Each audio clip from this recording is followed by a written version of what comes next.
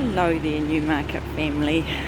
I'm just walking down Custom Street at 6 p.m. on Saturday evening. And I'm actually walking to get a couple of replacement bike tubes from a fellow RPMer that lives on Hobson Street. So anyway, firstly, thanks Sarah, this is an awesome idea. Just a window into everybody's lives in this very strange time. And thank you Umberto for the nomination. And before I forget, I'm nominating Maddie Chang because I was worried that by the time I got to the end of this video I'd actually forget to say who's up next. So yeah, Maddie, I know you're going to roll your eyes at that. Anyway, so what my life's been like since all of this lockdown has occurred. The last sprint class I taught, which was the Monday morning before lockdown, I said to the members, what if this was your last workout, your last sprint class, your last work effort? How much energy would you put into what you're about to do? How bad would you want it? I remember all of that stuff. I had no idea the lockdown was going to take place. So I had a massive reflection on that when basically all the clubs closed at 5 p.m. on that day. If we treat each and every workout or work effort like it's the only one, which is basically how we're supposed to deliver sprint, just imagine the effort and the energy that you'd expend doing exactly that. And I guess that's one of the things I'm missing hugely, is the ability to connect with our wonderful members and deliver those banging workouts that we know we can do, but also the connection that we have with the instructors, our little instructor fam, and that the comings and the goings and the opportunities that even though it's fleetingly in and out as we teach classes, it's still something that hugely miss. So yeah, that's where social media and Facebook Messenger and all of that stuff, Zoom and House Party or whatever, gives us an opportunity to sort of stay in touch, but you miss that physical contact, and just seeing everybody's beautiful smiles and just those brief catch-ups. But anyway, I guess I'm amazed about how quickly we adapt to change. For me, I've always diversified in what I've done. I've always done my nursing and my group fit, and then added the PT on a few years ago, which means in these kind of situations, basically I could just take my eggs out of one basket and put them into another, and I'm actually really grateful that I could do that, because it means that I can still help people, can still make a difference, still create change. It's just in a different way. So before Sarah came up with this wonderful idea, I had sort of like jotted down on a piece of paper, and I still have the piece of paper actually, things that I've noticed. Let's see here, things that I'm feeling, and what I'm thankful for, what I appreciate. I guess first of all I should give you a brief rundown of my day. Monday to Friday I work at Kenhill Health Centre, which is on Mountain Road, just up from West Mills Newmarket, and I work there 9 to 5. There's 5 doctors, there's 3 nurses. At the moment the nurses are busy vaccinating everybody with the flu vaccine. The doctors are doing most of their appointments by phone. and obviously some still need clinical assessment, and so they're still coming in, but we're trying to keep our waiting rooms empty, so we're vaccinating in the car park, even children's vaccinations. The only people we're really bringing in are those who we're doing blood tests on or ECGs on, or where we need to actually physically connect with them. Other than that, we're seeing the infants and everybody in the car park. It's a little strange, but while the weather's nice, it actually works just fine.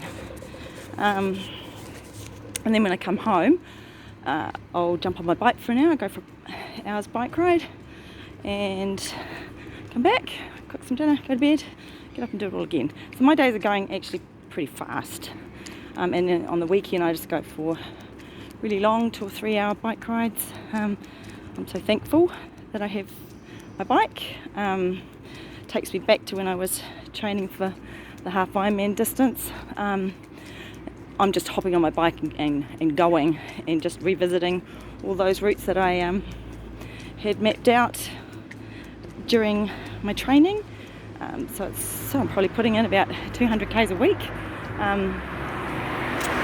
But I'm actually loving being outside and loving the opportunity to see the New Zealanders outside, walking, biking, just embracing the opportunity to get some fresh air. So that's obviously one of the things I've noticed, like empty roads, and cyclists like me are having an absolute field day as a result of it, loving it. Can zip, through Newmarket and God, in half the time. It's wonderful. But anyway,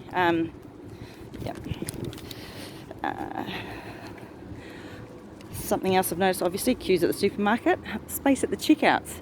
Kind of weird, right? That everyone's wearing a mask. Even at the checkouts, you've got to stand behind the line and there's barriers everywhere, and it's just that whole disconnection because of distance. And even though masks are necessary, they're a barrier to communication, and you don't realise how much as humans we actually need to connect. Crossing the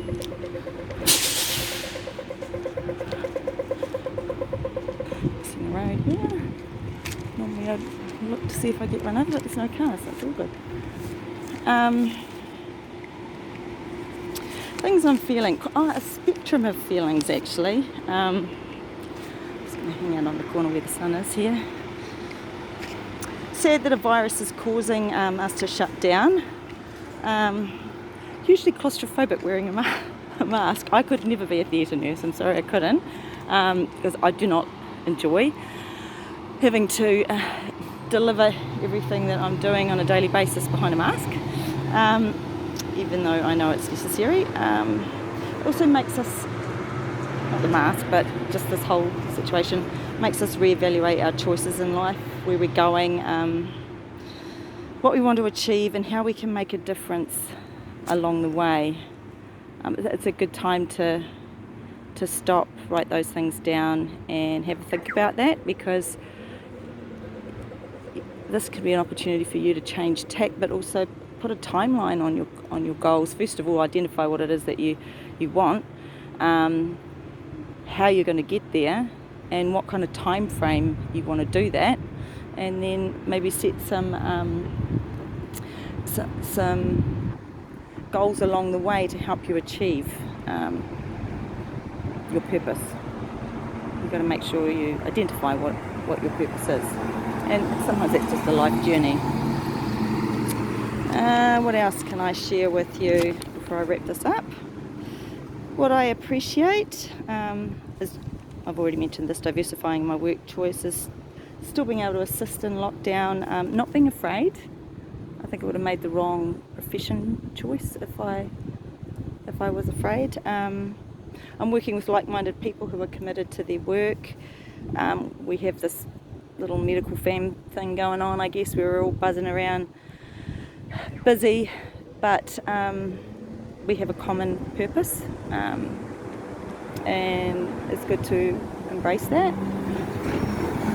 I'm also appreciating the managers that are reaching out to their teams, and I'm sure that's a Les Mills directive, but it's a personal thing. It's via text, it's via Facebook, lots of different mediums really, but it's a pretty cool thing to do. So yeah, thanks guys. The management team.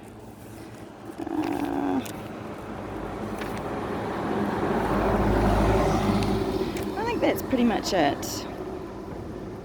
I'm missing teaching. I'm missing the people connection. It's strange not putting playlists together. It's quite odd.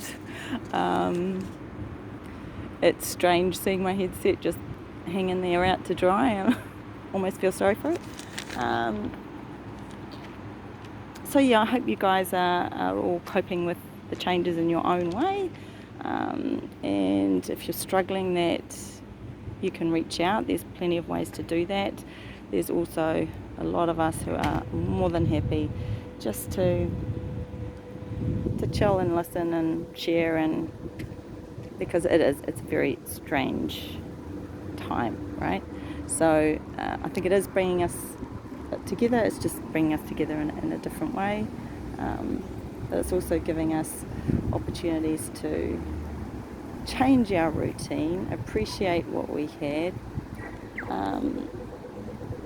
do something different, and who knows, when it all kicks up and running again, maybe we'll be better for it. We certainly should be well rested, right? So take care of you, and I'll be in touch whenever. Yeah.